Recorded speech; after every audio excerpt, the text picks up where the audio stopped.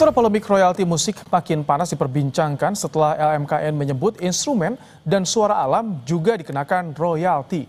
Pengusaha kafe dan resto kini memilih tempat tidak memutar musik untuk menghindari potensi masalah hukum soal royalti.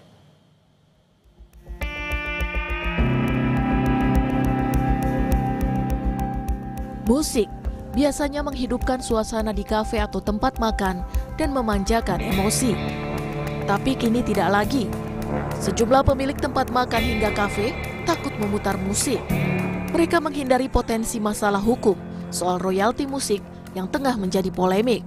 Menurut saya sih ya sistem yang ada saat ini nggak ada transparansi, cumanya ada peraturan apa yang harus dibayar dan kalau tidak dendanya sekian, tanpa diskusi dulu mungkin dengan para pencipta lagu atau LMK-LMA yang tergabung dalam LMKN gitu mengenai hal ini. Jadi jujur aja saya semenjak ada kejadian seperti ini, saya nggak memutar lagu sih. Saya memutar tadinya lagu instrumental. Cuma kemarin saya baca juga bahwa lagu instrumental juga kena. Lagu-lagu suara alam juga kena. Jadi ya udahlah begini aja gitu. Pemutaran lagu diganti dengan instrumen tanpa hak cipta atau suara alam. Namun Ketua LMKN Dharma Oratmangun mengingatkan, pemutaran musik instrumen dan suara alam di ruang publik secara komersil juga wajib membayar royalti. Instrumentalia pun itu ada hak ciptanya. Kemudian suara alam atau suara burung dan lain sebagainya, itu ada produser yang merekamnya, mau itu badan usaha atau pribadi. Hasil dari rekaman itu disebut hak terkait terhadap rekaman tersebut. Itu namanya produser fonogram. Itu oleh undang-undang diatur bahwa produser fonogram mempunyai hak terkait. Untuk karya cipta lagu, si pencipta lagu mempunyai hak cipta. Ada dua kamar, hak cipta dan hak terkait gitu. Jadi produk itu ada hak ciptanya. Sebuah karya cipta lagu dan musik atau instrumental ya itu kan lagu dan musik.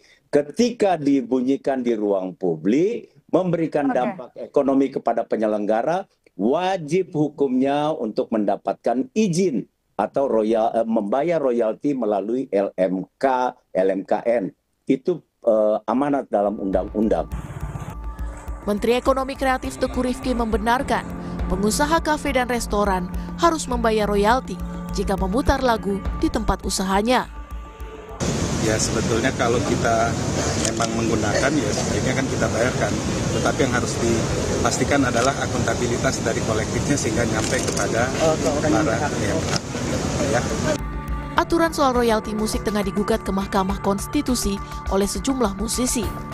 Pada persidangan akhir Juli lalu, Hakim MK Arief Hidayat sempat menyentil soal cara penafsiran Undang-Undang Hak Cipta terkait royalti lagu.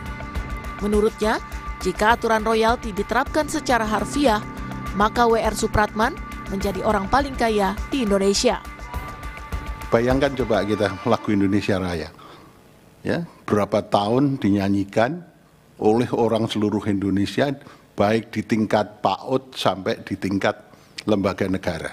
Itu kalau model penafsiran yang sekarang baru rame, itu ahli warisnya paling kaya sedunia itu. Ya kan? Jadi, berarti prinsip bahwa penciptaan lagu mempunyai fungsi sosial di Indonesia memang harus begitu sepertinya, ya kan? Besaran tarif royalti untuk pengusaha beragam, mengacu pada keputusan Menkumham HKI.02 tahun 2026. Contoh tarif royalti untuk bidang jasa kuliner bermusik seperti berikut. Restoran dan kafe harus membayar royalti sebesar Rp120.000 per kursi setiap tahunnya. Dengan rincian, untuk pencipta lagu sebesar Rp60.000 per kursi setiap tahunnya. Dan royalti untuk hak terkait sebesar Rp60.000 per kursi setiap tahunnya. Aturan pembayaran royalti kepada pencipta lagu dan pemilik hak cipta ini menjadi bagian dari upaya perlindungan terhadap kekayaan intelektual di Indonesia. Tim Liputan, Kompas TV. Polemik royalti musik kembali mencuat di tengah maraknya pemutaran lagu di ruang publik secara komersil. Untuk mengulasnya, kami sudah bersama dengan musisi Rian Eki Pradipta atau Rian The Massive melalui sambungan Zoom. Selamat malam, Bang Rian. Selamat malam. Ini jadi perbincangan hangat di media sosial soal pandangan musisi. Kalau Bang Rian sendiri memandangnya bagaimana soal kewajiban membayar royalti bagi pengusaha kafe? Oke, selain saya musisi juga kebetulan saya juga pengusaha juga yang juga punya ya kafe kecil-kecilan, bukan yang besar ya. Tapi sebenarnya gini, regulasi itu sudah jelas sebenarnya dan sudah ada sejak lama. Dan sebenarnya yang sedang terjadi hari ini itu sebenarnya sudah dilakukan dari 11 tahun yang lalu. Dan sudah banyak juga restoran atau kafe-kafe atau hotel, pokoknya public place ya. Hotel, terus restoran, kafe, stasiun, terus mall itu juga sebenarnya sejak 11 tahun yang lalu tuh sudah banyak yang membayar kewajiban mereka untuk ke LMK untuk bisa si performing rights ini royalty performing rights ini bisa disampaikan ke pencipta lagu yang juga menjadi anggota dari LMK tersebut. Dulu mekanismenya gimana Bang Rian? Kok misalkan sekarang nampaknya lebih ramai?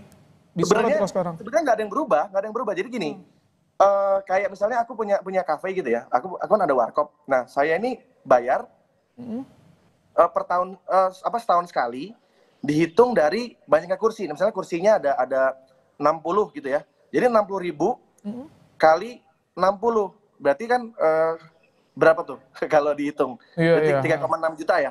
Iya. 3,6 ya? 1,6. Nah, jadi itu dibayarkan setiap tahun, jadi setahun sekali. Jadi bukan yang per minggu atau per bulan, itu enggak. Dan itu tuh itu tandanya sebenarnya gini, kalau dari pandanganku ya, itu tuh sebenarnya bukan beban, tapi justru itu adalah bentuk dari apresiasi kita ke para pencipta lagu tersebut gitu. Oh oke. Tapi kalau misalkan Anda tadi sebagai pengusaha juga sebetulnya yang dikhawatirkan itu apa sih, kok sekarang ramai juga banyak yang memilih tanpa memutar lagu nih? Jadi sebenarnya gini, apa yang dilakukan industri sekarang itu sebenarnya sudah meng-copy paste yang sudah terjadi di industri musik dunia ya. Jadi kayak seperti di Amerika itu memang kebetulan kan kemarin The Massive juga sempat manggung di Muse Expo itu di Amerika di Los Angeles. Itu saya juga sempat nanya, ini sebenarnya tuh peraturannya yang benar seperti apa sih?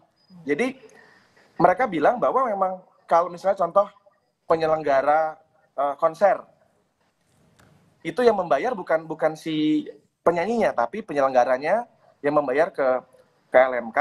Nanti dari LMK itu akan mendistribusikan ke pencipta lagunya gitu. Oke. Termasuk juga misalnya lagu-lagu yang diputar di ruang publik seperti di mall, restoran. Itu sebenarnya memang di negara seperti di Amerika, di Jepang, di Korea itu memang sudah melakukan itu, dan Indonesia itu juga menjadi bagian dari asosiasi LMK dunia sebenarnya. Bang Rian, tapi kalau misalkan dengan adanya keresahan dari para pengusaha kafe ataupun juga restoran, Anda dari The Massive untuk saat ini bagaimana sikapnya? Apakah membolehkan saja misalkan untuk skala kecil atau bagaimana sikapnya? Begini, PR-nya adalah sosialisasi. Karena gini, sekarang ini banyak orang yang menelan info-info yang mungkin terlalu kurang mendalam.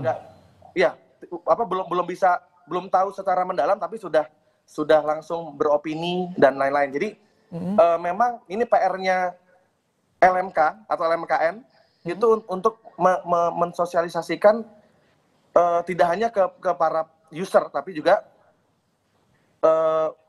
ke masyarakat. Karena sekarang ini kan kekuatan netizen ini kan luar biasa ya. Apalagi kalau sudah dibahas gitu, itu pasti akan menjadi satu hal yang kalau ada orang yang tidak mengerti, jadinya malah jadi salah tangkap gitu. Tapi kalau seperti suara alam ataupun juga ada suara instrumen, itu masuk juga, harus jadi masuk juga sih. Kalau kita mengacu pada apa yang sudah dilakukan di industri musik dunia, seperti di Eropa, di Amerika, di Jepang, itu instrumental, suara misalnya dia akapela, suara musik itu semua itu bayar sebenarnya. Semuanya Jadi ya. sebenarnya kalau kita mau mengacu sama industri musik yang ada di Amerika, Jepang atau Korea itu memang sudah seperti itu. Nah, cuma di Indonesia memang belum sosialisasinya belum terlalu meluas. Jadi banyak juga yang belum mengerti bahwa sebenarnya ketika kita punya restoran, apalagi rame ya restorannya ya gitu misalnya gitu ya. Kayak contoh kita sebut nama restoran misalnya apa ya kalau misalnya Sudah ada kemarin sudah ada kasus tanpa menyebutkan merek, sudah ada kasusnya juga kan kemarin ya. Restoran Padang lah misalnya contoh gitu restoran Padang. Ya. Itu kan mereka kan selalu biasanya memutar musik tuh. Karena memang gini. Kalau misalnya kita datang ke restoran atau di kafe gitu ya.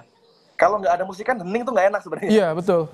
Jadi sebenarnya musik itu bisa membuat mood orang jadi nyaman, jadi makannya jadi enak. Itu ada pengaruhnya loh. Makanya sebenarnya kalau mau mengacu pada aturan yang sudah dilakukan di industri yang memang lebih besar ya seperti Amerika atau di Korea itu sebenarnya ruang publik, restoran, mall, hotel.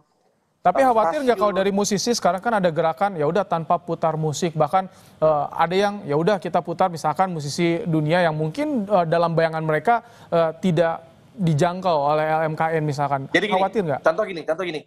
Kemarin waktu itu ada beberapa band seperti Coldplay. Nah, Coldplay. Jadi kan kemarin waktu itu kan ada openingnya Malik The Essentials. Nah, terus waktu itu Coldplay itu kan dia manggung di Jakarta. Iya. Tapi penyelenggaranya tetap membayar performing rights-nya untuk si pencipta lagunya Coldplay, yang dimana juga yang bikin juga Chris Martin juga dan teman-teman. Itu melalui LMK itu tetap mengkolek.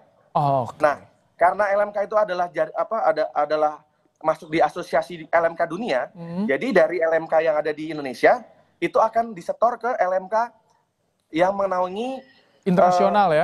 Lagu-lagunya Chris Martin dan teman-teman. Oh, oke. Gitu. Baru dari LMK yang ada di Inggris misalnya itu akan distribusikan ke pencipta lagunya langsung. Jadi sebenarnya udah banyak kok kayak kemarin banyak musisi-musisi internasional yang datang ke Indonesia itu tetap dikolek sama LMK gitu. Oke, baik. Marian, terima kasih untuk suaranya, untuk pandangannya, karena ini yang menjadi persoalan di ruang publik. Ini yang banyak dipertanyakan. Terima kasih Rian The Massive, Rian Eki Pradipta telah bergabung di Kompas Malam hari ini.